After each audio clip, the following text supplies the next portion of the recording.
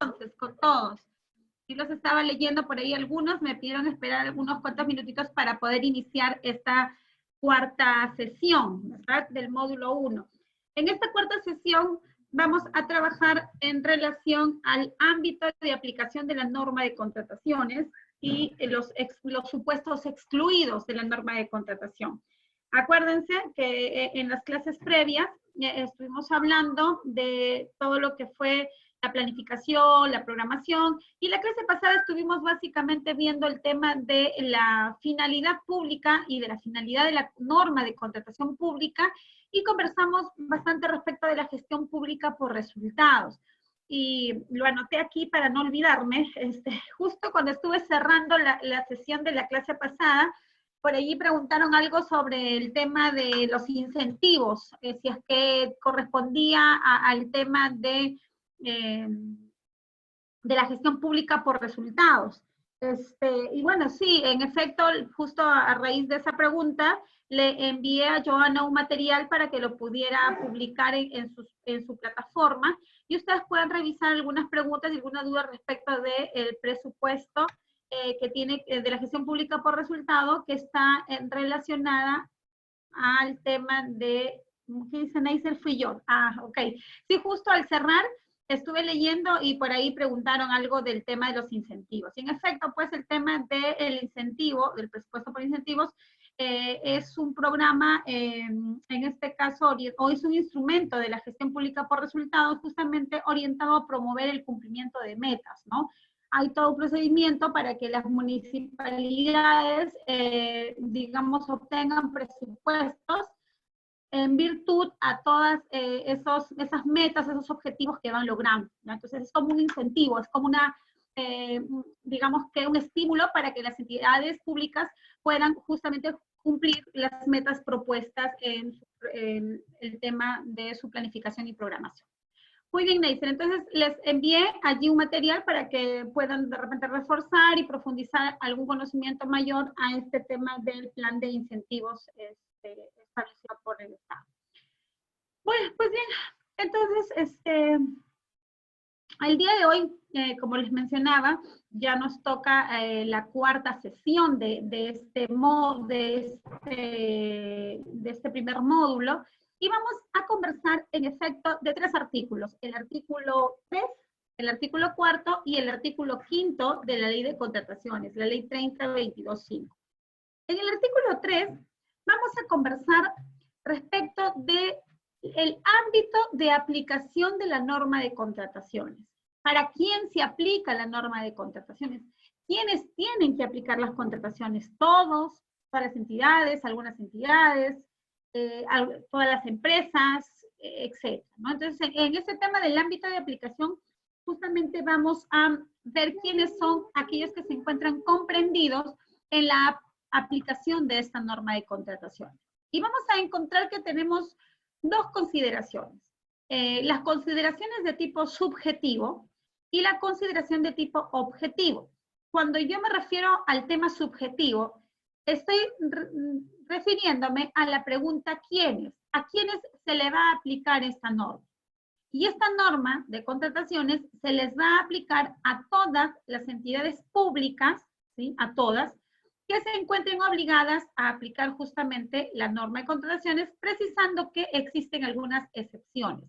Entonces, cuando hablamos de todas las entidades, debemos saber que el Estado peruano tiene más de 3.000 entidades públicas, ¿cierto?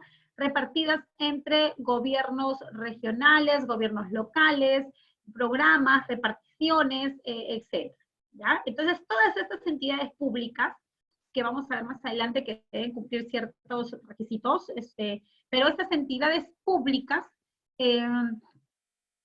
tienen que aplicar la norma de contrataciones, es de aplicación para ellas. Y cuando hablamos del ámbito objetivo, nos estamos refiriendo para qué, es decir, que esta norma se va a aplicar a todas las entidades públicas, ¿sí? ¿Para qué?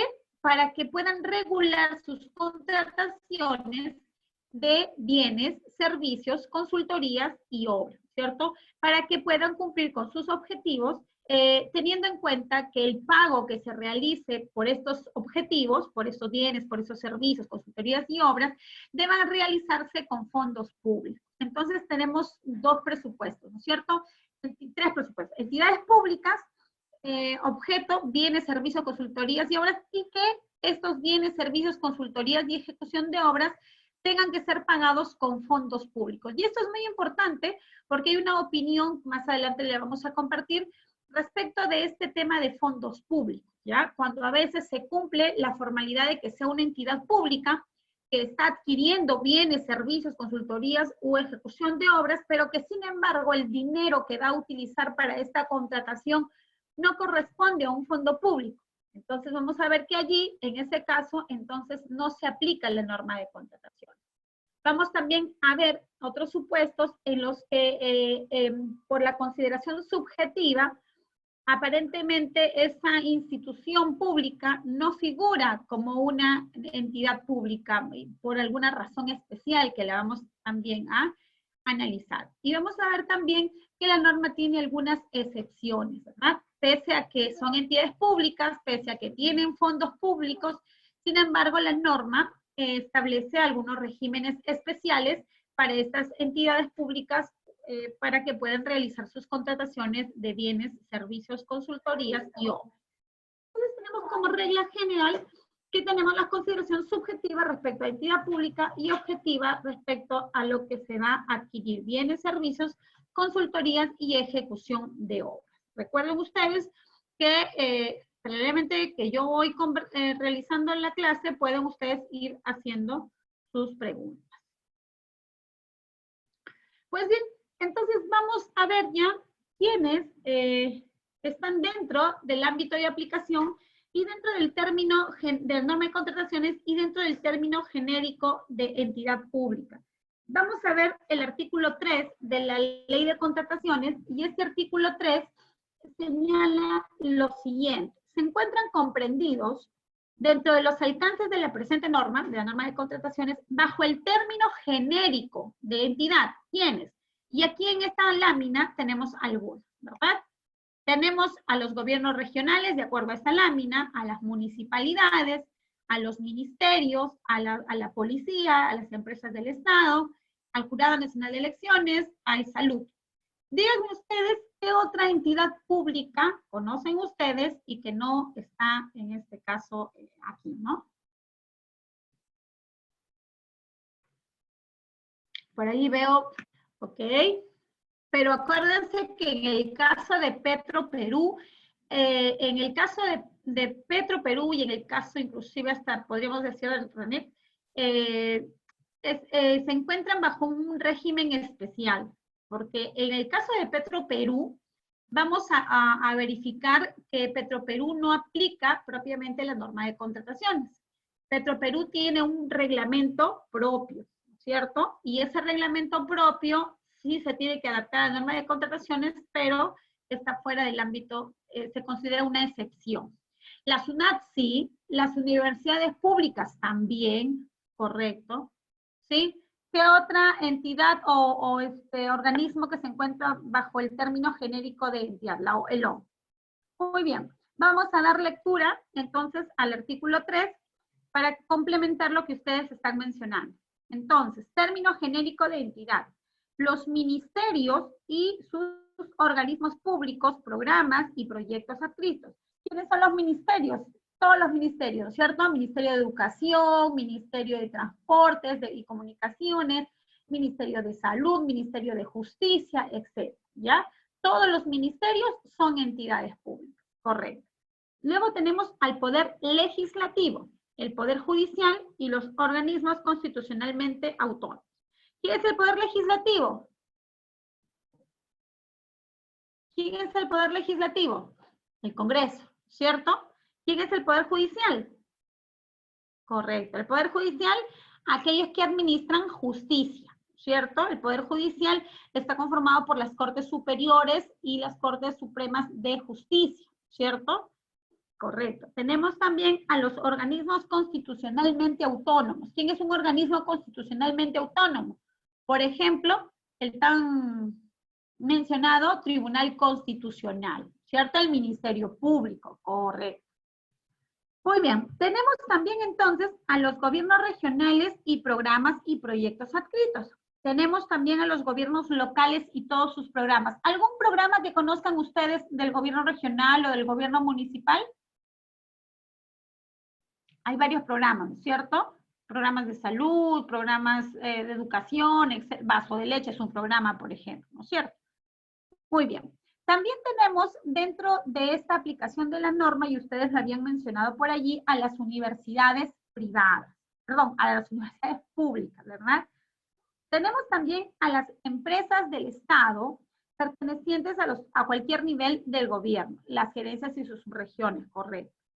Los fondos constituidos total o parcialmente con recursos públicos, sean de derecho público o de derecho privado. Perfecto, por ahí mencionan muchos programas, ¿cierto? Muy bien. Y la norma señala también en su artículo 3 que para efectos de la presente norma de la Ley de Contrataciones, fíjense, las Fuerzas Armadas, la Policía Nacional del Perú y los órganos desconcentrados tienen el mismo tratamiento que las entidades señaladas en el numeral anterior. Es decir, inclúyense dentro de la lista que hemos mencionado a las Fuerzas Armadas y a la Policía Nacional del Perú.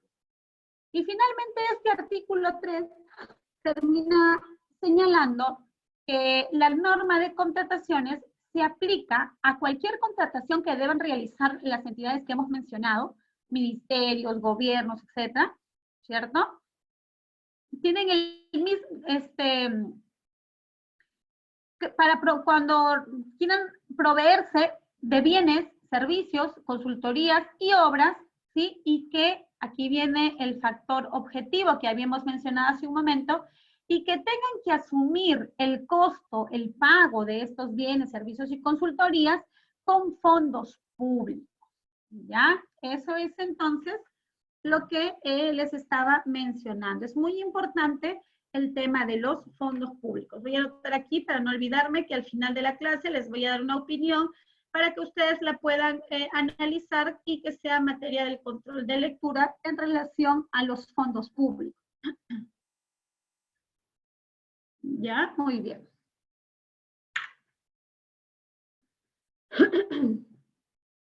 Muy bien, vamos entonces avanzando y vamos a ver que en este artículo 3 de la norma de contrataciones fue modificado porque anteriormente se consideraba también como una entidad pública a las sociedades de beneficencia.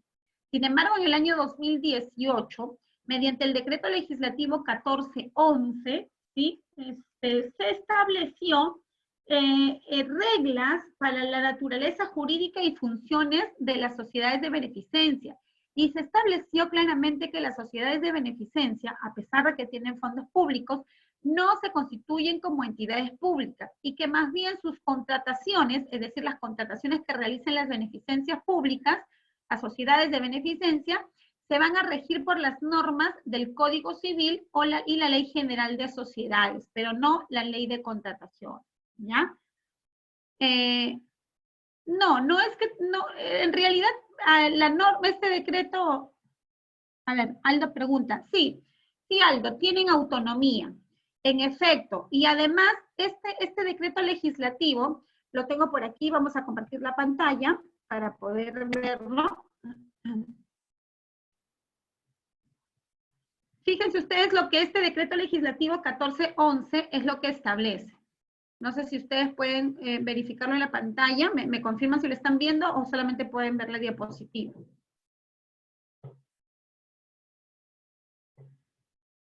Ok, déjenme un segundito para poder ubicar. Y en todo caso, tomen nota, por favor, para que puedan ustedes también revisarlo al terminar la clase. Es el decreto legislativo 1411, ¿ya? Del año 2018. Decreto legislativo 1411. ¿Y qué es lo que establece este decreto legislativo? Les voy a dar lectura, por favor. Un segundito. Dice...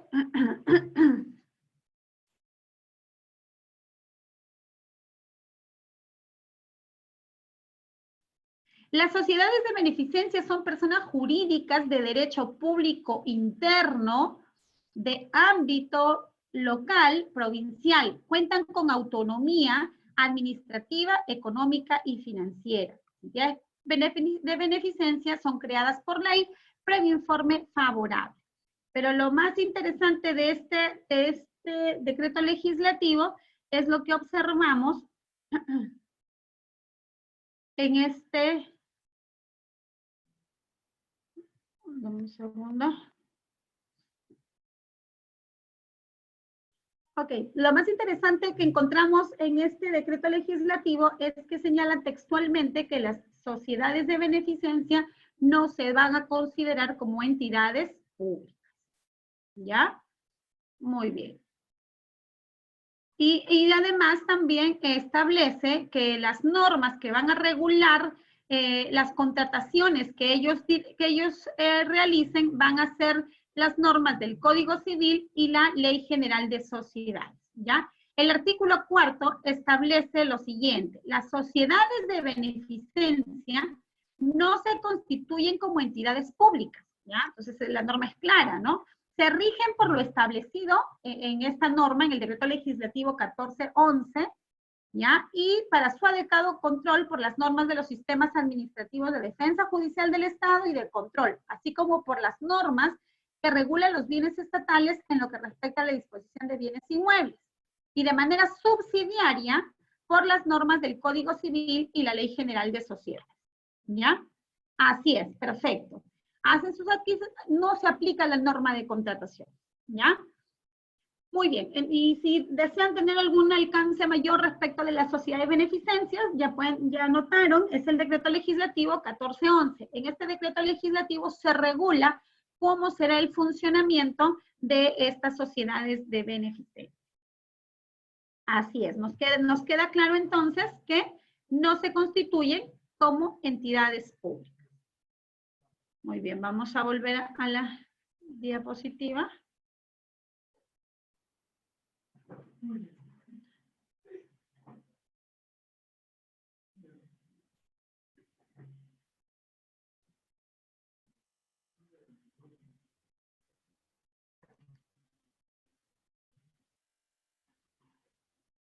Muy bien, entonces tenemos ese decreto legislativo 1411 publicado el 12 de septiembre del año 2018.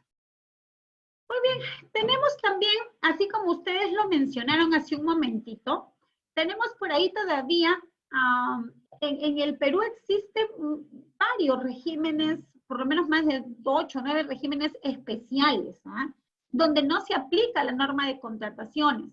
Por eso es que ustedes recordarán que hay muchas obras muy polémicas, muchas contrataciones que han generado diversos reportes periodísticos, que hemos visto en las noticias, etcétera, pero que no se han aplicado la norma de contrataciones porque tienen un régimen especial. Vamos a ver algunos de esos regímenes especiales.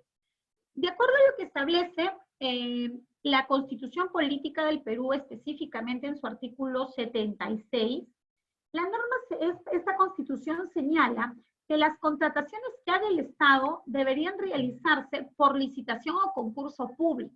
¿Ya? Digamos que esa es la regla general.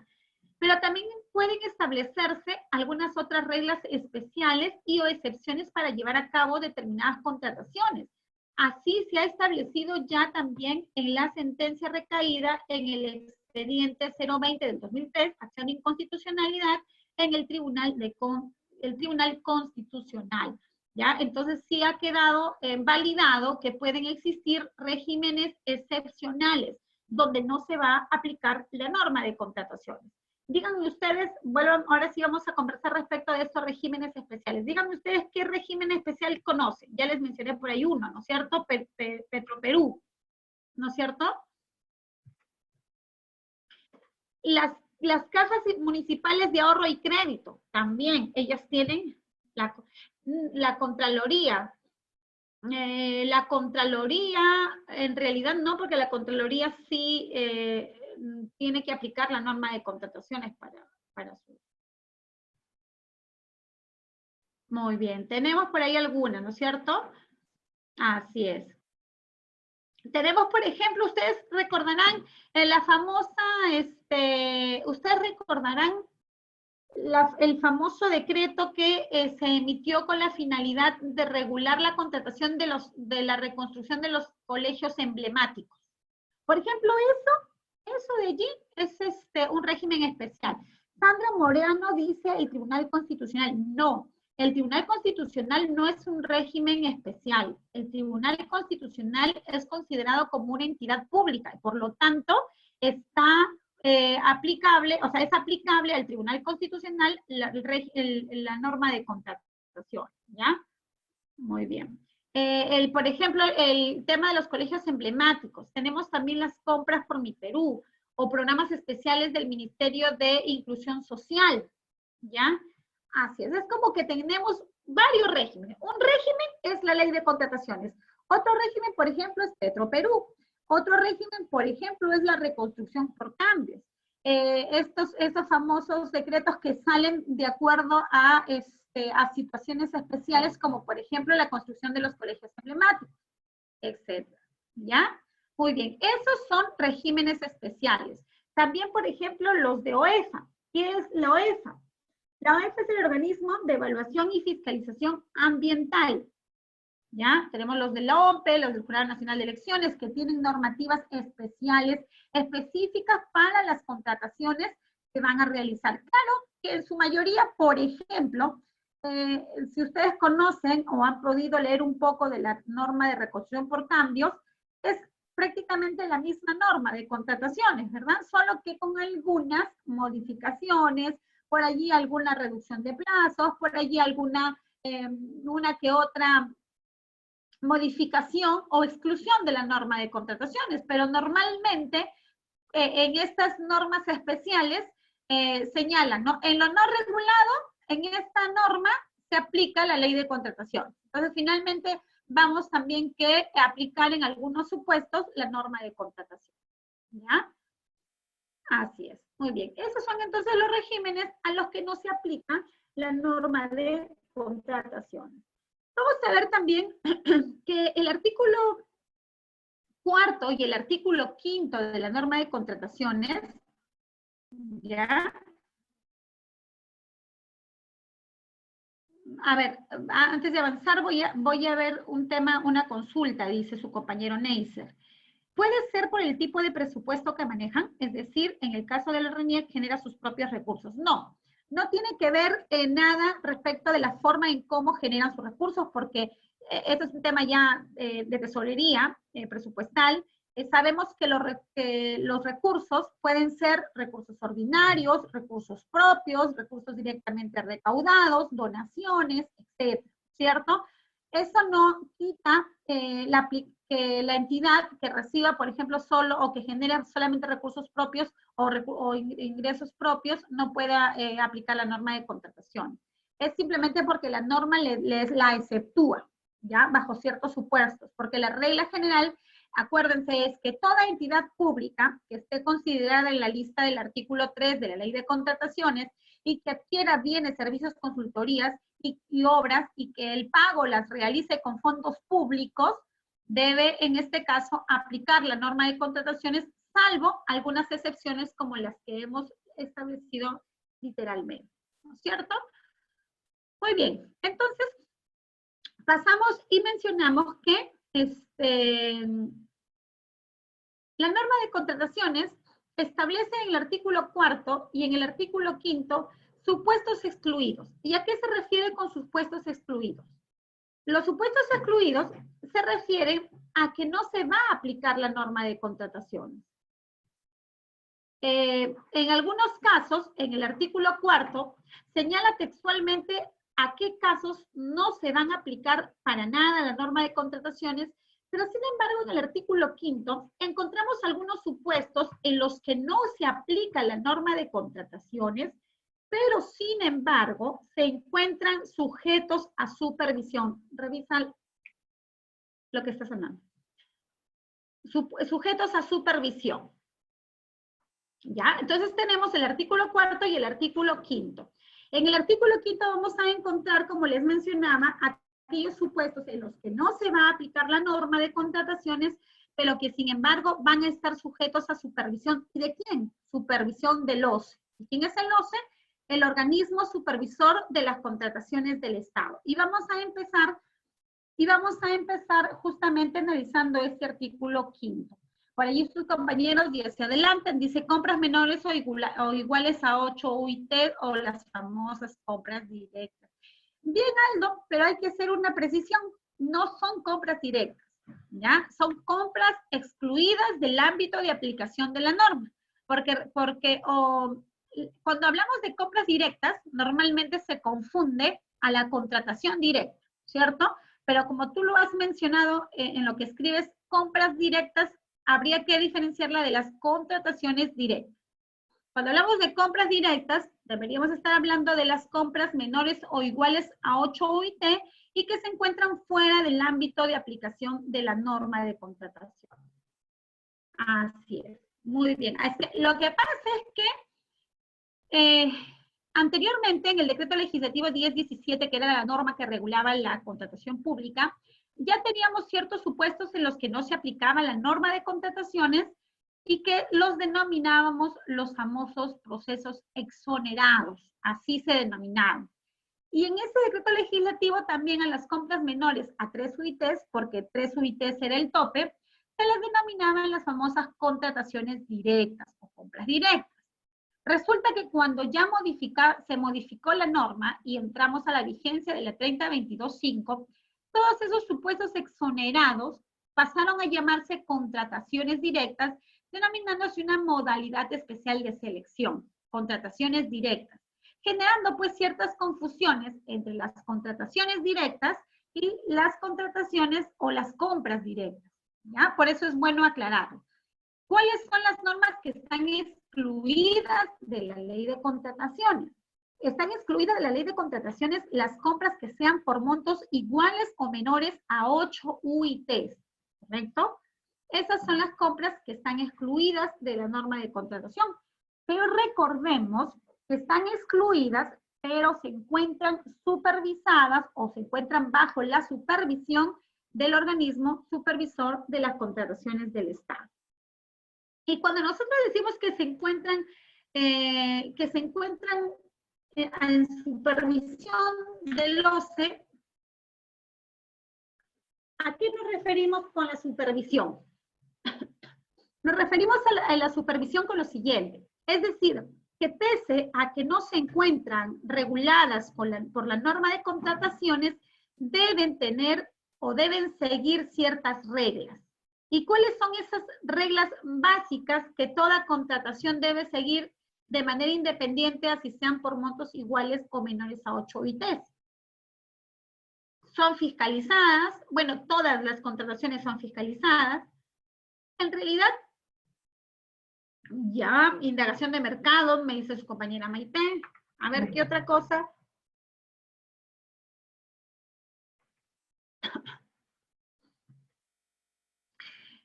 Ya, por ahí su compañero Aldo menciona el estudio de mercado, cuidando la sobrevaloración, transparencia, pluralidad. Muy bien. Joyce, por ahí nos acercamos cuando hablamos de la transparencia, la pluralidad de proveedores. ¿Qué es eso? Lo que acaba de escribir su compañera Joyce, ¿qué son esos conceptos? Transparencia, pluralidad, principios, ¿no es cierto? Correctos, principios. Entonces, ¿qué es lo que se debe respetar? ¿Qué es lo que se debe respetar en las compras menores a 8 UIT? Lo que se debe respetar en estas compras menores a 8 UIT son los principios que rigen las contrataciones públicas. Y aquí los principios, entre otros, son los que ha mencionado por allí su compañera, los principios de pluralidad, ¿no es cierto? Principios de transparencia, etc. ¿Ya? Entonces, ¿qué es lo que se debe cuidar? Se deben respetar los principios, se deben respetar los impedimentos y se debe respetar que el proveedor tenga el Registro Nacional de Proveedores. Esos 3 requisitos básicos deben cumplirse en toda contratación a pesar de que sean por montos menores a 8 UITs. ¿Ya? Normalmente, mencionan, ¿no? No, pero es que si son compras menores de menos de 8 UITs, no se debería aplicar la norma de contrataciones. Y es cierto, no se aplica la norma de contrataciones. Cada entidad debe regular mediante directivas internas cuál debe ser el procedimiento que deben seguir los funcionarios para estas compras cuyos montos sean iguales o menores a 8 UIT. Pero lo que sí no pueden excluir es que se respeten los principios, se respeten los impedimentos y que además este proveedor deba tener el Registro Nacional de Proveedores. En las clases siguientes vamos a ver cuáles son esos principios y cuáles son esos impedimentos que aplican también a estas compras iguales o menores a 8 UIT. ¿Ya? Entonces, no confundamos porque anteriormente las compras que eran menores a 3 UITs sí podían ser unas compras totalmente libres. El funcionario encargado de estas compras podía ir a la tienda y comprar lo que encontraba, al precio que encontraba y sin ningún requisito de pedirle al proveedor, ¿ya? Estas contrataciones se registran en el SEACE, sí, hay un registro especial para compras menores a 8 UIT y hay un procedimiento, la vamos a ver más adelante también, hay todo un procedimiento que se debe seguir porque hay un plazo para poder registrarlas en la plataforma y un aplicativo bastante amigable para poder realizar todas estas publicaciones, porque recuerden que estas contrataciones se hacen a través de órdenes de compra u órdenes de servicio, ¿ya? Muy bien, por aquí Belli me pide que repita exactamente qué parte, Belli. Su compañera Katia dice, perfecto, ya está aclarado, me dice. Entonces ya sabemos, ¿cierto? Compras menores a 8 UIT, respetamos 3 situaciones. RNP, principios e impedimentos. Y el RNP es para compras que sean mayores a una UIT, de una UIT a 8 UIT. Cuando es menos de una UIT, probablemente no es necesario que se tenga el Registro Nacional de Proveedores, el famoso RNP.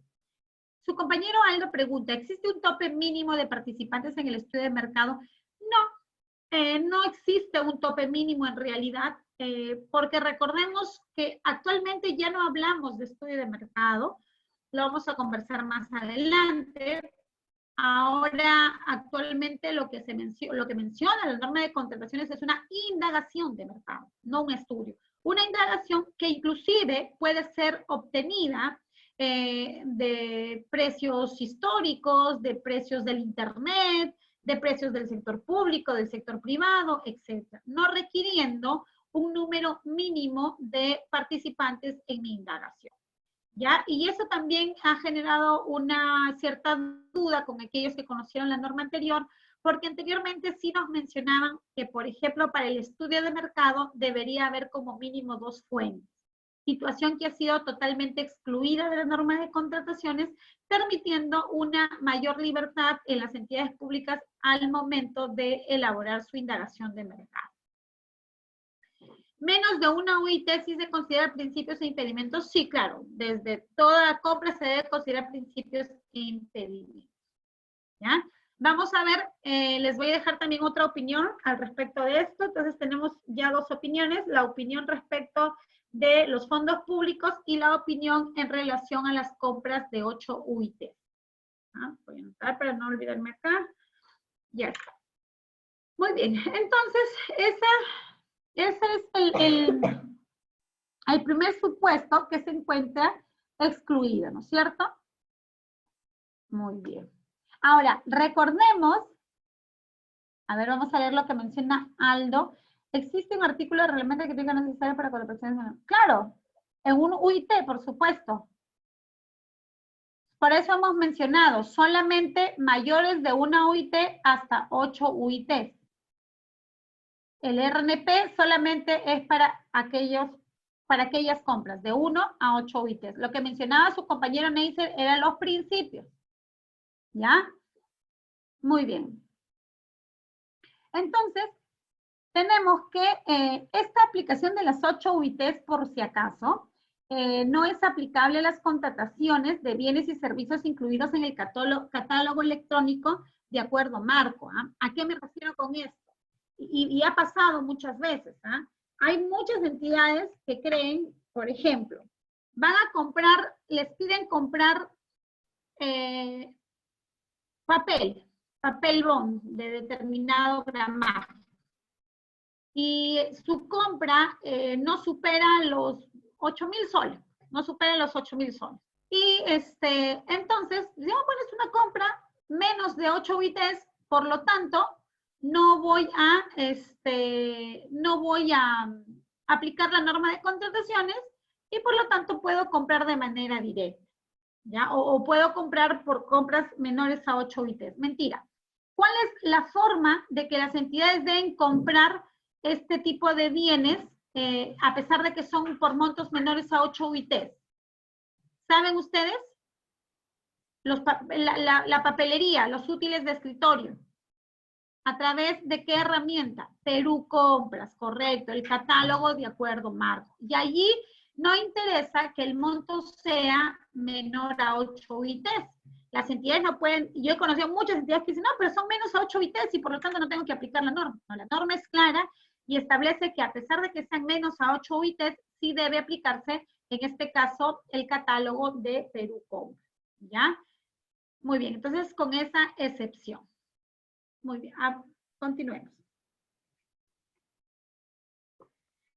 ¿Qué otro supuesto está excluido del ámbito de aplicación? Su compañera menciona, dice, y en el caso de personas que prestan servicios de manera mensual, consecutiva, con orden de servicio, ¿es necesario tener RNP? La pregunta sería, es que cuando a ti te hacen un contrato de manera consecutiva, ¿te van emitiendo una orden de compra mensual? Perdón, una orden de servicio mensual, o es que te hacen una sola orden y te van pagando mensualmente?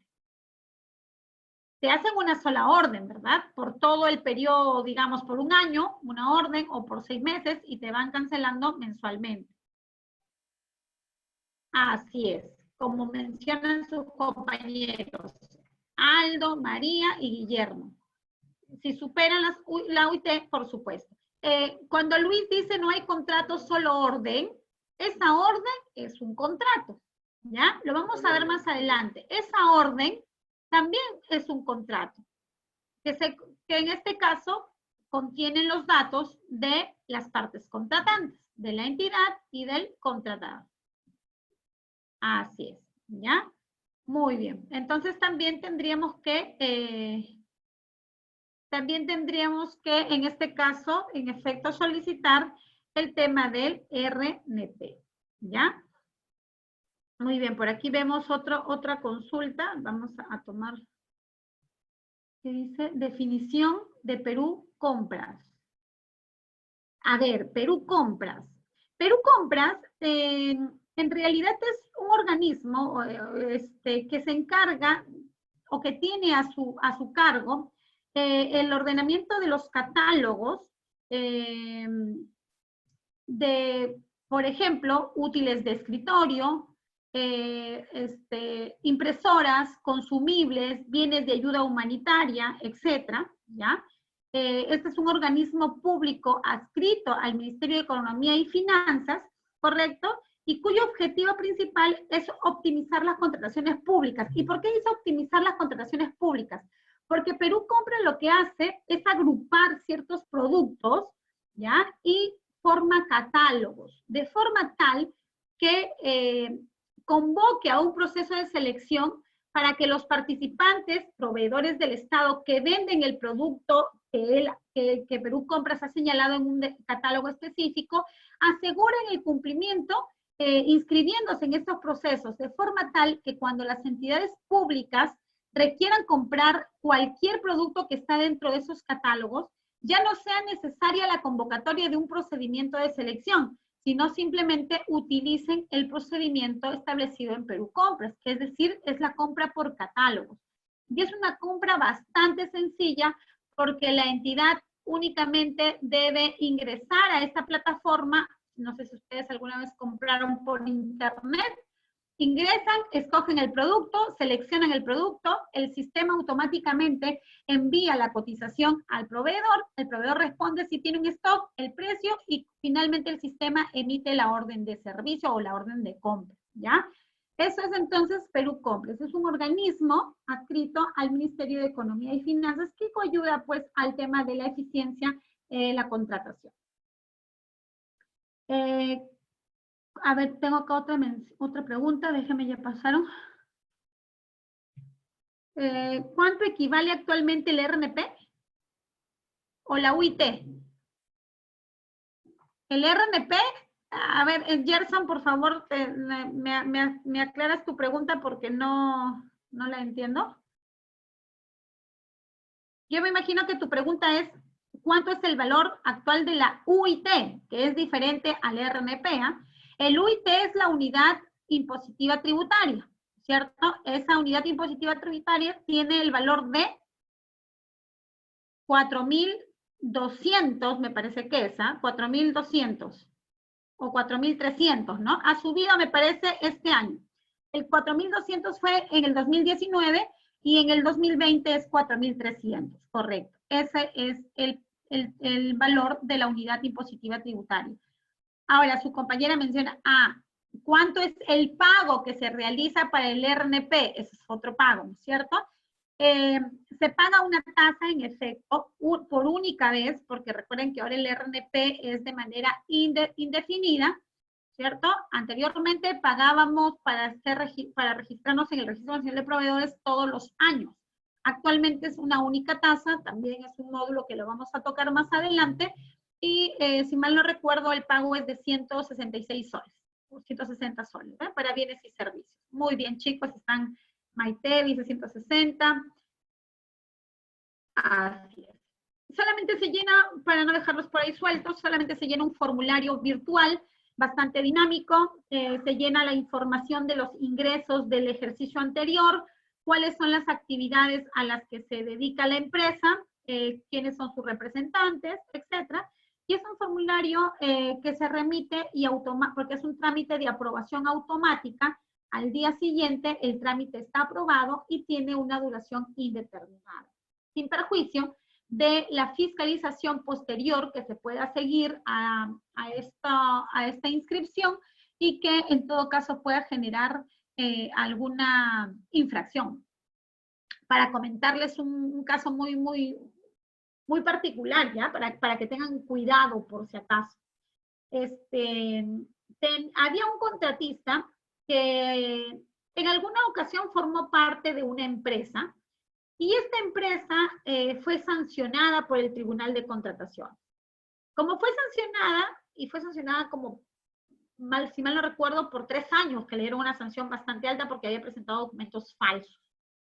Entonces, este contratista, que fue a su vez el representante legal de esa empresa, pero que en realidad no tuvo mayor participación, pero al ser representante legal, rompieron palitos con los integrantes de esta empresa, y él decidió inscribirse en el RNP y tramitar su propia vigencia. Por eso no quería tener más desavenencias con estos integrantes de esta otra empresa. Lo cierto es que se inscribe en el RNP, ¿ya? El trámite es de aprobación automática. Una vez que hizo el pago, inscribió su formulario y el día siguiente aprobado. Empezó a participar en las contrataciones con el Estado, ganó un proceso, ganó otro proceso.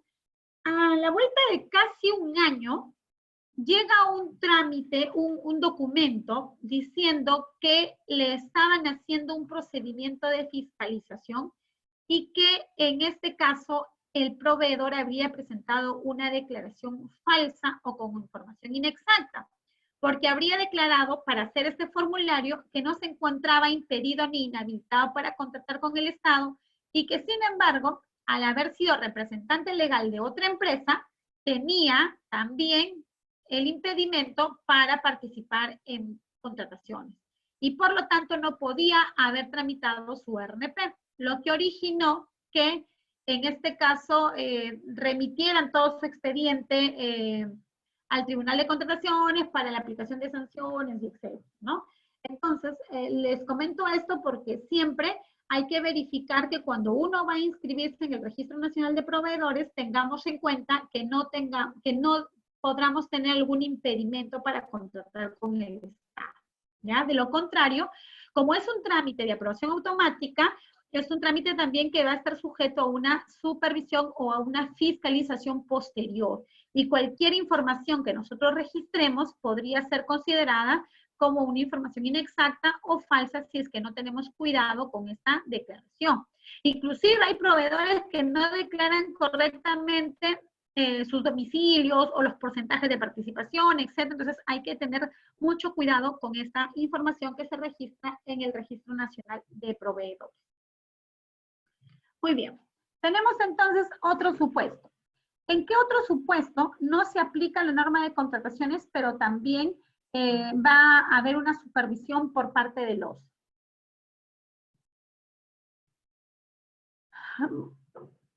A ver, discúlpenme. Vigencia indeterminada, pregunta Anaí, previo cumplimiento sobre una consulta. ¿Y en el RNP no hay filtro que impida registrar a dichos proveedores? No, fíjense, no hay un filtro. Yo también considero que debería haber, pues, ¿no? Porque así entonces te impediría de que tú puedas realizar la seguir con el trámite. Pero bueno, no hay, porque se entiende que el registro es libre y uno debería saber si es que se inscribe o no se inscribe para ser proveedor del Estado. Y por ahí también se generan otra serie de dudas, ¿no? Porque el impedimento, recuerdo claramente que era estar impedido o inhabilitado para contratar con el Estado. Pero por allí, pues hay algunos que decían, el hecho de que yo me registre en el RNP no quiere decir que yo participe en procesos. Yo puedo registrarme en el RNP y no participar, porque yo estoy impedido de participar, pero no estoy impedido de registrarme, ¿no? Por allí también es otra explicación que algunos suelen darle, pero finalmente la casuística indica de que el OCE, ya sea a través de la fiscalización posterior, declare nula esa aprobación del RNP, o si hubiese pasado el plazo para anularla, que son 2 años, remite al tribunal para la sanción correspondiente por la presentación de información inexacta. Sería lo ideal, pues, ¿no? Sí. Muy bien. Así es. Muy bien, chicos. Entonces, continuábamos. Otro supuesto que está excluido del ámbito de aplicación son las contrataciones por los servicios públicos, siempre que no exista la posibilidad de contratar con más de un proveedor. Ya solamente cuando se puede contratar un servicio público con un solo proveedor, entonces esa contratación está pues excluida del ámbito de aplicación, ¿no? Digamos, ¿correcto? Muy bien, tenemos otro supuesto que son los convenios de colaboración u otros de naturaleza análoga suscritos entre entidades siempre que se brinden los bienes, servicios u obras propios de la función que por ley les corresponde y no se persigan fines de lucro, ¿ya? Esta causal o este supuesto también a veces es muy cuestionado porque a veces hay entidades públicas que firman un convenio de colaboración con el fin nada más de excluirse del ámbito de aplicación de la norma y realizar esta contratación excluida del ámbito, ¿ya? Sin embargo, pues recordemos que siempre toda actuación va a tener responsabilidades y habrá que seguir en efecto lo que menciona la norma, que esos convenios de colaboración tienen que ser siempre que se brinden bienes y servicios propios de la función que por ley les corresponde, ¿ya? Creo que hubo recién, no sé si ustedes por ahí se acuerdan algo, creo que recién hubo un tema de colaboración entre una entidad pública, porque tiene que ser entre entidades, ¿ah? Creo que fue la Universidad de Ingeniería con una municipalidad para que la universidad les haga una construcción o algo así, ¿no? O sea, habían firmado un convenio con la finalidad de poder excluir del ámbito de aplicación, ¿ya? Entonces ahí se tienen que cumplir los presupuestos de que se puede realizar ese convenio de colaboración, pero siempre y cuando no se persigan fines de lucro, no hayan ganancias para una de las partes. ¿no? Porque si es que el Estado, si es que esa entidad da a obtener un beneficio, entonces ya no es que no tenga un fin de lucro. Tenemos también las contrataciones realizadas de acuerdo con las exigencias y procedimientos específicos de una organización internacional, estados o entidades cooperantes que se deriven de donaciones efectuadas por estos, siempre que el monto total de las contrataciones involucradas en el convenio suscrito sea por lo menos el 25%. ¿A qué se refiere? A veces hay organismos internacionales que, por ejemplo, hacen alguna donación, ¿cierto?, al Estado peruano. Ya, esa contratación, supuestamente, según la norma, no debería estar excluida en la norma de contrataciones porque vienen con una condición de que se realice el proceso de selección de acuerdo a las condiciones establecidas por la entidad donante o la entidad cooperante, ¿ya? Tampoco se encuentra bajo la norma de contrataciones los contratos que realice el Estado peruano con otro Estado, ¿no? Esas contrataciones están fuera de la norma de contratación, pero sí van a estar, ojitos, van a estar supervisadas por el OSI. Tampoco las contrataciones realizadas con proveedores no domiciliados en el país cuando se cumpla alguna de las siguientes condiciones. Se sustente la imposibilidad de realizar la contratación a través de los métodos de contratación que existen en la norma de contrataciones o que el mayor valor de las prestaciones se realice en el territorio extranjero. Es decir, esta contratación que se realice con algún proveedor domiciliado en el extranjero, tampoco se le va a aplicar la norma de contratación. ¿Ya? Sí, dígame. A ver, su compañera Belli dice una consulta respecto a los programas financiados por cooperaciones. ¿Cuál es la pregunta?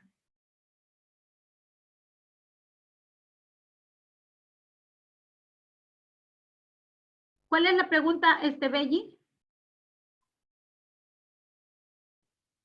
Belli, te rogaría por favor que me aclares. A ver, aplica lo del literal B. Ah, ya, a ver, vamos a ver el literal B.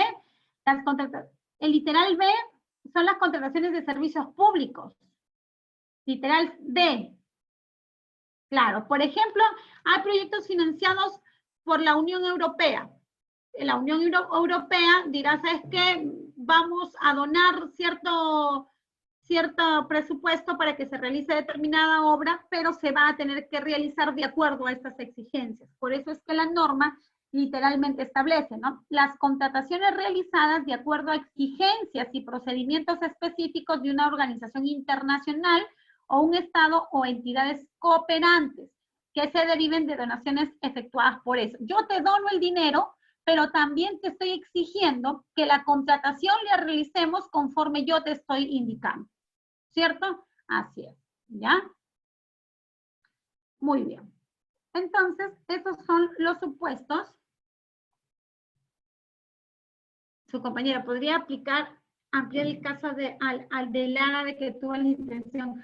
No, porque acuérdense que no estamos hablando de personas naturales. Dice, con las exigencias de una organización internacional, estados o entidades cooperantes. No es que un proveedor, una persona quiera, venga y realice esa contratación, ¿no? Exactamente, es que allí se debieron haber seguido otros procedimientos o otras normas, pero no es el caso que estamos hablando, porque este caso solamente nos menciona a entidades o organismos cooperantes, ¿verdad? O países cooperantes, ¿ya? No me habla de personas naturales. Muy bien.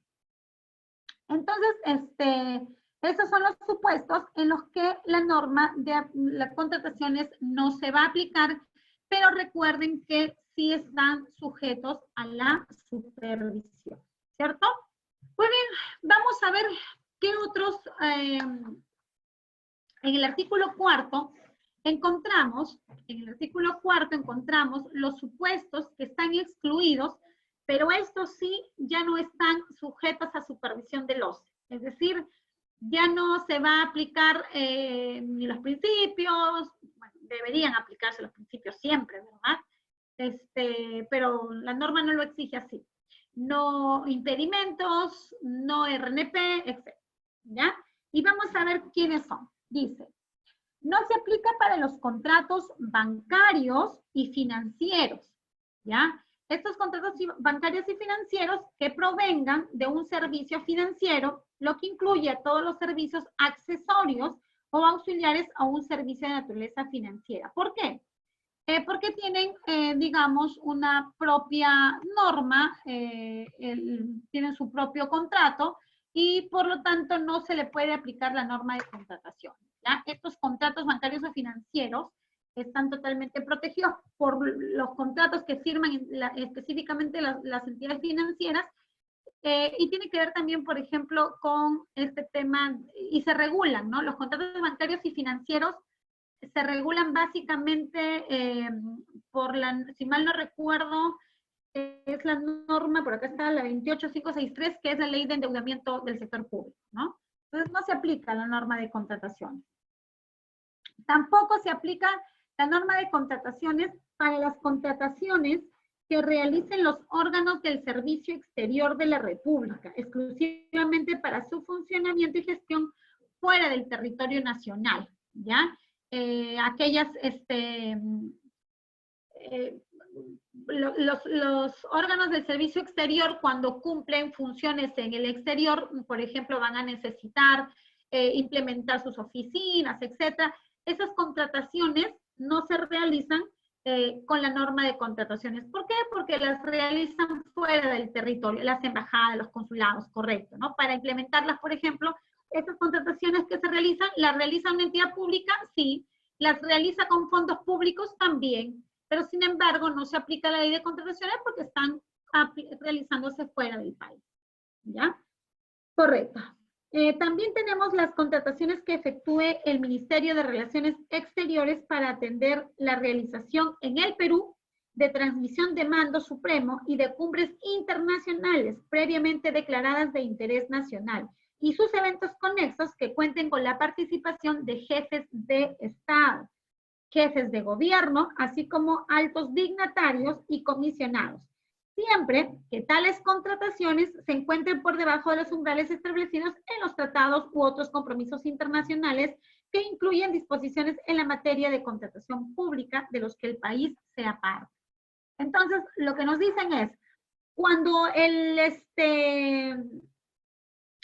Ministerio de Relaciones Exteriores requiere hacer todo el tema de la transmisión de mando del Supremo y cualquier cumbre internacional que haya sido declarada de interés nacional, esas contrataciones que realice no se va a aplicar la norma de contratación, porque, bueno, la norma lo ha establecido así, ¿no? Seguramente, pues van a estar pensando en la cumbre, en la transmisión de mando y no van a selección para contratar, ver pluralidad, impugnaciones, etcétera, ¿no? Se entiende que van a buscar, debería entender que van a buscar procesos mucho más rápidos, igual que respeten eficiencia, etcétera. Lo cierto es que no están bajo el ámbito de aplicación de la norma de contratación. Tampoco se encuentran bajo el ámbito de aplicación de contrataciones la contratación de los notarios públicos para que ejerzan funciones previstas en la presente norma y su reglamento. Aunque en realidad, a ver, ¿qué dicen ustedes? ¿Actualmente hay todavía participación del notario público en los procedimientos de selección o ya no? A ver, Aldo. Por ejemplo, ¿para qué podríamos contratar al notario público? Ya, pero la promesa de consorcio no la realiza la entidad, se refiere a que la entidad contrate a un notario público. ¿Para qué puede contratar una entidad a un notario público? ¿No es cierto? Porque esta norma, la verdad, tendríamos que verificarla, voy a chequearla si es que ha habido alguna modificación. Estoy trabajando con el texto y justo ahora la estoy leyendo. No estoy segura, voy a verificarlo para poder complementar. ¿Por qué? Lo que pasa es que la norma, pero el arbitraje, en el arbitraje no participa un notario. A ver, vamos ubicándonos para en el contexto, ¿ya? Ajá. Por allí podría ser, ¿no es cierto, Aldo? Aldo nos ha dado la respuesta. En los sorteos, dice, ¿no? Porque acuérdense que cuando hay empate, ¿cierto? Cuando hay empate, se tiene que realizar un sorteo. Y el sorteo tiene que hacerse en presencia de un notario público. Básicamente, por ahí Mari reclama. Yo lo dije antes, dice Maite. Vamos a verificarlo. Sí, está bien, Maite. No. Aldo es caballero porque reconoce que Maite lo ha mencionado antes. La verdad es que yo no lo había leído, ¿no? Pues iba leyendo y veía. Sí, yo también considero que sería el tema de solamente para los sorteos, porque acuérdense que actualmente la norma de contrataciones es una norma que se está volviendo totalmente electrónica, ¿cierto? Se ha ido empezando de una manera gradual. Primero empezamos con los registros electrónicos, luego empezamos con las propuestas electrónicas de algunos procesos, y ahora ya estamos con la totalidad, si es que no son la mayoría o si es que no son la totalidad de procesos que se hacen de manera electrónica, ¿no es cierto? Ok. Así es, ¿no? Entonces, bueno, lo cierto es que la contratación y aquí hay que diferenciar algo, ¿ah? La contratación que realiza, menciona la norma lo siguiente: las contrataciones de notarios públicos para que ejerzan las funciones previstas en la presente norma y su reglamento.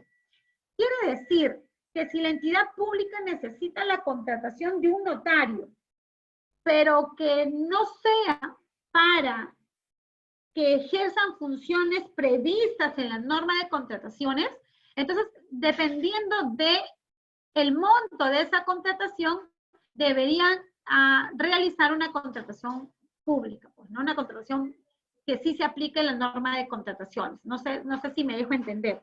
Es decir, vamos a imaginar lo siguiente, ¿ya? Yo soy SAT, Servicio de Administración Tributaria, ¿correcto? Y como Servicio de Administración Tributaria, yo normalmente hago constantes sorteos, no son esos sorteos que ustedes han mencionado, porque esos sorteos son cuando hay empates en el proceso de selección. Estamos hablando de sorteos, por ejemplo, para los contribuyentes que hayan pagado a tiempo, ¿cierto? Que hayan pagado a tiempo sus tributos, por ejemplo. Entonces, todos los meses realizo sorteos de carros, camionetas, etc. Ya, televisores. Y para ese sorteo se necesita, pues, la presencia de un notario público. O, por ejemplo, yo también necesito que me legalicen actas, que me legalicen libros, etc. ¿Ya? ¿Se entiende? Se entiende entonces que esa contratación del notario no está excluida de la norma de contratación. La entidad, si es que observa su requerimiento, hace su indagación de mercado, y vamos a imaginar que cuando hace la indagación de mercado encuentra que existe dentro de su provincia pues 2 o 3 notarios que pueden cumplir con ese requerimiento, entonces le corresponderá tramitar un procedimiento de selección. Solamente está excluida aquellos actos que tienen que ver directamente con la norma de contratación. ¿Ya? Su compañero Neisser dice, pero esa de los sorteos son puros cuentos, dice, ¿no? Bueno, entonces ha quedado claro en qué supuestos está excluida la contratación del notario público, ¿verdad? ¿Verdad, Neisser?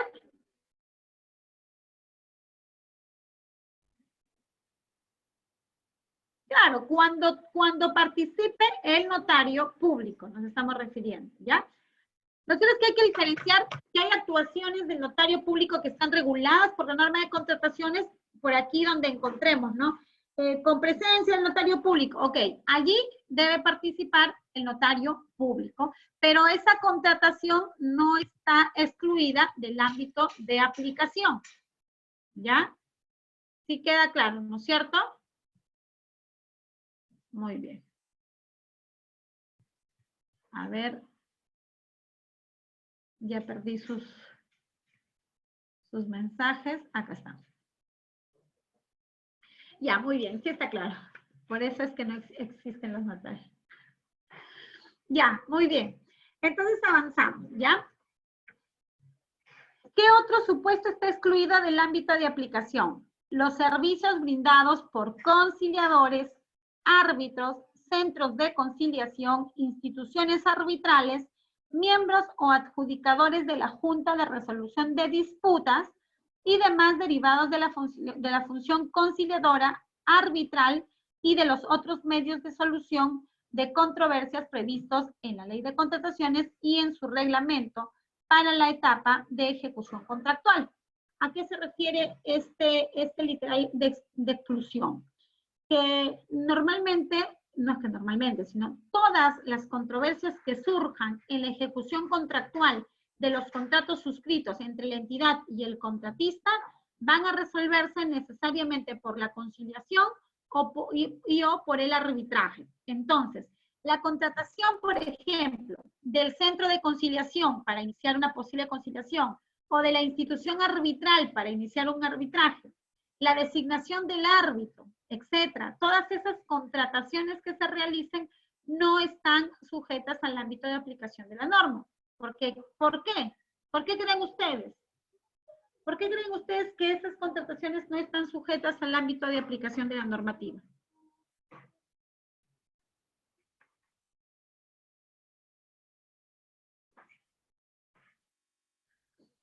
A ver, chicos, ya se distrajeron, creo, porque nadie no me contesta. ¿Por qué creen ustedes que esas contrataciones no están sujetas al ámbito de aplicación?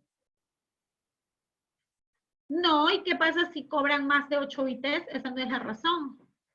Para evitar conflicto de intereses, deben ser imparciales, porque son dirigidas por la OCE. No, en realidad porque se entiende que, por ejemplo, cuando ustedes se van a defender o cuando ustedes van a ir a un proceso, etcétera, ustedes buscan a quien ustedes quieren o es que tienen que hacer un sorteo para ver quién gana. Ustedes van a buscar el mejor, ¿no es cierto? Al que ustedes consideren que es el mejor, al que esté al alcance de sus recursos, etcétera, porque se trata de la defensa. Entonces, como se trata de la defensa del Estado, como se trata de salvaguardar los intereses del Estado, no se le puede exigir a la entidad pública que él saque un procedimiento para que escoja pues quién va a ser su árbitro, porque hay una designación para que en todo caso la entidad decida quién va a ser su árbitro de manera libre, ¿cierto? Claro que después van a haber problemas con el tema de los honorarios arbitrales, ¿no? Cuando son excesivos. Pero bueno, ese es otro tema. Pero los árbitros se venden, dice Neisser. Oye, Neisser, yo soy árbitro por si acaso, ¿ah? Los árbitros de fútbol pueden ser.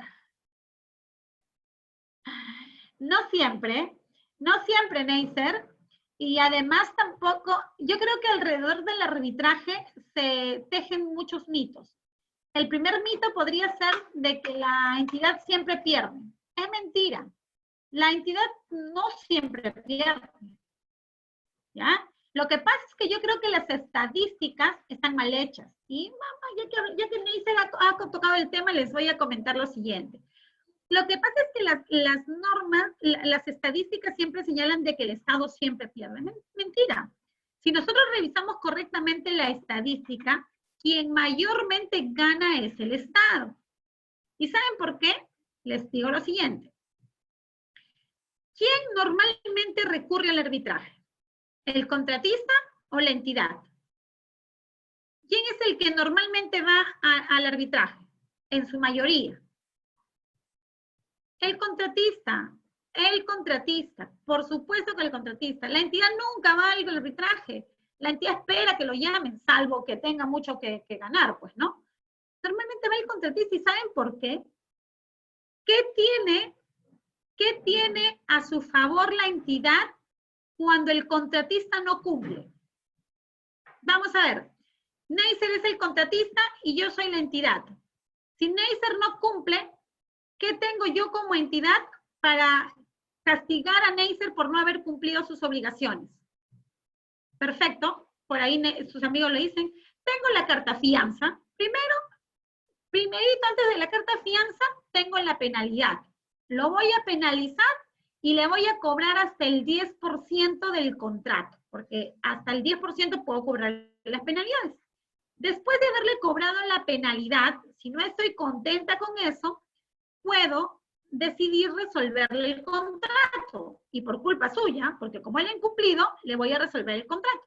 Y como ya le resolví el contrato por culpa suya, me voy a ejecutar la garantía de fiel cumplimiento. Y ya me quedé con la penalidad, con la resolución del contrato y con la garantía de fiel cumplimiento porque no ha cumplido. Entonces la garantía es para mí como una forma de resarcimiento. Y aparte de eso, como no estoy contenta con eso, voy a enviar todo el expediente al Tribunal de Contrataciones para que el Tribunal de Contrataciones sancione a Neisser y lo inhabilite para contratar con el Estado por haber infringido o por haber incurrido en la causal de haber dado lugar a la resolución de contrato. ¿Sí? Todas esas prerrogativas tengo yo como entidad pública para poder velar por mis intereses. Ahora sí, cambiemos. ¿Qué tiene Neisser para hacer que yo como entidad pública cumpla con mis obligaciones? ¿Qué puede hacer Neisser? ¿Me puede ejecutar garantías? Si no tiene. ¿Me puede resolver el contrato? Si quiere, pero ahí sí igualito lo voy a llevar al Tribunal de Contrataciones. ¿Me puede aplicar penalidades? ¿No es cierto? Entonces, ¿qué es lo que tiene que hacer Neisser si me quiere reclamar algo? Lo que Neisser dice, le ofrezco el diezmo, dice Neisser. No, Neisser. ¿Cómo? Exactamente, Anita. Lo que tenemos que hacer como contratistas es ir a la conciliación o ir al arbitraje, ¿no es cierto? Procesos largos, procesos económicos, o sea, procesos costosos, pero que por allí podría tener el contratista la posibilidad de recuperar, por ejemplo. Hay entidades que no pagan su liquidación de obras, por ejemplo, ¿ya? Y el contratista le presenta su liquidación y le dice, ¿sabes qué? Tú me debes 2.500.000. Esa es mi liquidación. Y la entidad le dice, no, yo te debo 2.500.000, yo te debo 1.800.000. Y como no te quiero aprobar tu liquidación, te la voy a observar. Y si quieres, llévame la conciliación al arbitraje. El contratista va al arbitraje, ¿correcto?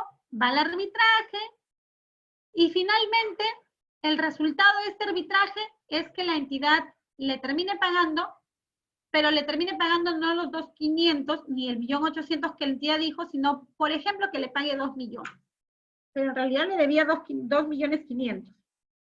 La pregunta es, ¿quién ganó en ese arbitraje? Así tal cual como se los estoy comentando. ¿La entidad o el contratista? Neisser gana. Aparentemente perdió la entidad porque ha tenido que pagar. Pero si ustedes dan cuenta, la entidad está pagando menos de lo que debería pagar. Entonces, en realidad, la estadística es que la entidad está ganando. ¿Sí?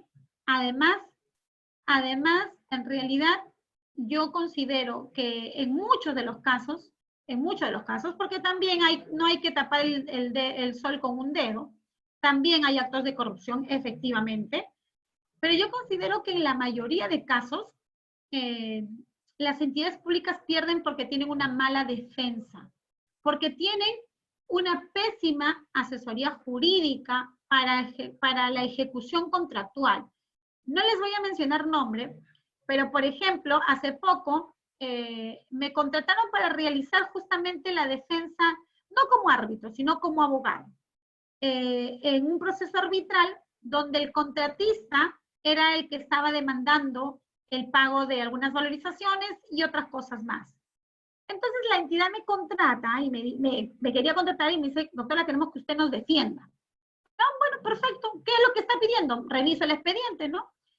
Y cuando reviso el expediente, el contratista reclama que la entidad ha resuelto mal el contrato. Entonces, empiezo a revisar el expediente y en efecto, esa resolución de contrato está totalmente mal elaborada. La entidad no cumplió con las formalidades. Parece que no conocía que cuando se trata de bienes y servicios, el procedimiento de la resolución para la resolución es una. Pero cuando hablamos de ejecución de obras, el procedimiento es otro. Hay que establecer cuándo se va a hacer la visita técnica, etcétera, etcétera. Pero esa resolución del contrato totalmente mal elaborada. Entonces, cuando me dicen, doctora, pero la queremos contratar, inmediatamente mi respuesta es, pero por si acaso, aquí no tenemos nada que defender. ¿Qué es lo que puedo defender? ¿Cómo podría decir que esa resolución está bien hecha si está mal hecha? Entonces me dicen, no, pero es que tiene que defender los intereses, que lo hicimos porque era lo mejor para la entidad, etc. Pero ¿cómo se puede defender algo así? ¿Cierto? Entonces, esas son algunas aristas que nos quedan para cuando hablemos de la conciliación y el arbitraje en otro módulo, que de hecho que nos va a gustar mucho ese módulo, vamos a tener mucho que conversar. Menciona a su compañero, y si el contratista gana la entidad paga alguna reparación, no, porque inclusive en la última modificación de la ley de arbitraje, se han hecho por ahí algunas modificaciones y están protegiendo mucho más a las entidades públicas. El contratista necesita garantía para pedir una medida cautelar, la entidad no. ¿Sí? Algo más que me olvidaba, ¿no? A veces en el proceso arbitral los pagos se tienen que pagar a medias, los gastos arbitrales. A veces la entidad decide no pagar y simplemente, como no paga, el contratista es quien tiene que asumir esos costos para poder continuar con el arbitraje, porque si no el arbitraje se paraliza. Muy bien, dejamos de lado así es, dejamos de lado un ratito ya el tema de la conciliación y el arbitraje para poder concentrarnos. Vamos a responder la última pregunta aquí de Neisser. A ver, ¿cuál es su opinión respecto a los árbitros de los casos del Estado de Odebrecht? El Estado casi siempre perdió. Mira, yo te daría una opinión muy injusta, creo yo, porque para dar una opinión tendríamos que conocer el caso en concreto. Y la verdad que lo único que hemos conocido han sido las versiones periodísticas del resultado de esos arbitrajes. No sé exactamente cuáles han sido todos esos arbitrajes, pero, por ejemplo, por citar a uno y a otro, a uno u otro árbitro, de los cuales tengo muy buenas recomendaciones, tengo muy buenas apreciaciones personales y profesionales, no podríamos indicar que todos esos árbitros estuvieron envueltos en un tema de corrupción. Definitivamente sí, habría que separar la paja del trigo, y en cada caso en concreto verificar si es que hubieron actos de corrupción o no. Ya se están realizando las investigaciones, por eso es que hubieron prisiones preventivas, se revocaron esas prisiones preventivas y se está pues a la espera de. Lo que sí quisiera mencionar en esta línea de tu pregunta, Neisser, es que no toda actuación arbitral es una actuación obscura o no es una actuación corrupta. Porque el hecho de que se reúnan, por ejemplo, para la instalación del arbitraje, en efecto, están los árbitros y están las partes.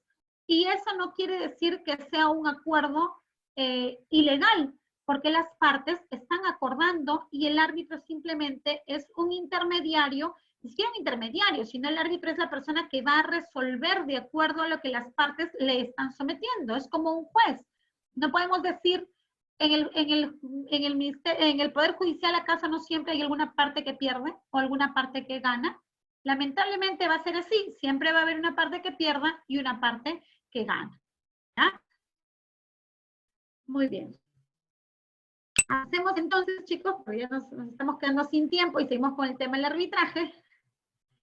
Entonces también tenemos, mencionábamos que esas contrataciones de estas conciliadores, árbitros, etcétera, no están sujetos al tema de la norma de contratación. Tenemos también las contrataciones realizadas de acuerdo a las exigencias de procedimientos específicos de una organización internacional. Aquí tenemos organizaciones internacionales. A ver, ¿qué organización internacional conocen ustedes? ¿Han escuchado de alguna organización internacional que que realice las contrataciones?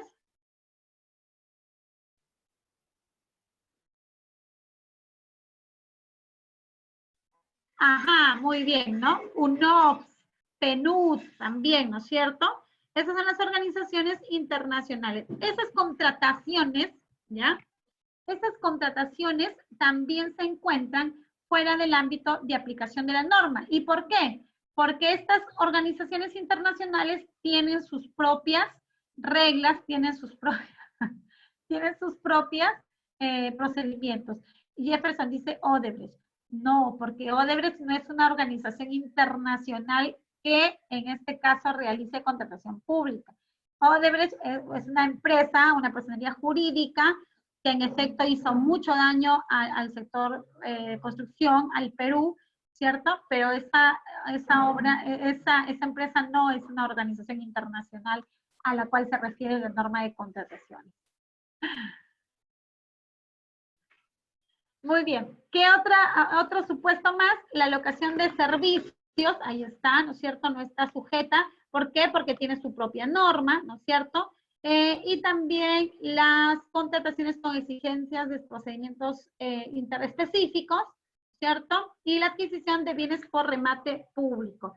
Esas contrataciones tampoco se encuentran amparadas en la norma de contrataciones.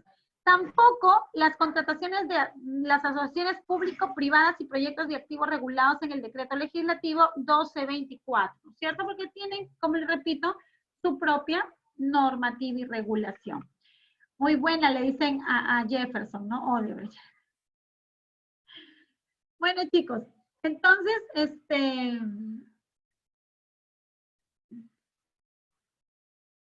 un ejemplo de adquisición por remate público. A ver, un ejemplo de adquisición. No, es que en el remate público, en realidad, se refiere a que la entidad es la que va a adquirir algún remate. O sea, por ejemplo, a ver, la entidad tal, la municipalidad va a comprar, va a vender a través de un remate público algunos inmuebles. Y otra entidad, ¿sí? Y otra entidad desea comprar esos inmuebles porque los quiero para mí, yo los voy a comprar. Entonces puedo participar y esa va a ser una contratación porque voy a ir al remate y voy a comprar ese bien. Esa contratación, a pesar de que hay una entidad pública en la que participa, hay un pago por esa contratación, no está sujeta a la norma de contrataciones, sino se va a sujetar a las normas del remate público, ¿ya?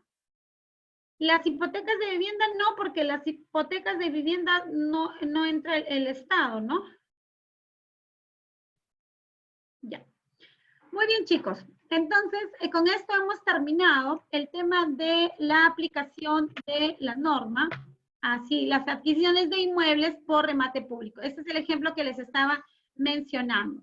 Quiero entonces que por favor tomen nota de estas opiniones porque son las que se van a evaluar para la siguiente clase. A ver, les voy a dictar.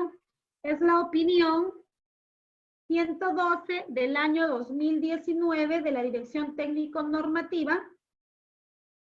¿Sí? Y la otra opinión es la opinión, a ver, la otra norma sería la opinión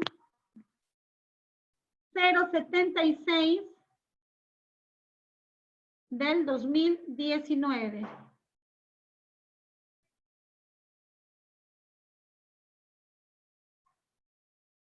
Ok, listo. A ver, ¿tomaron nota, chicos?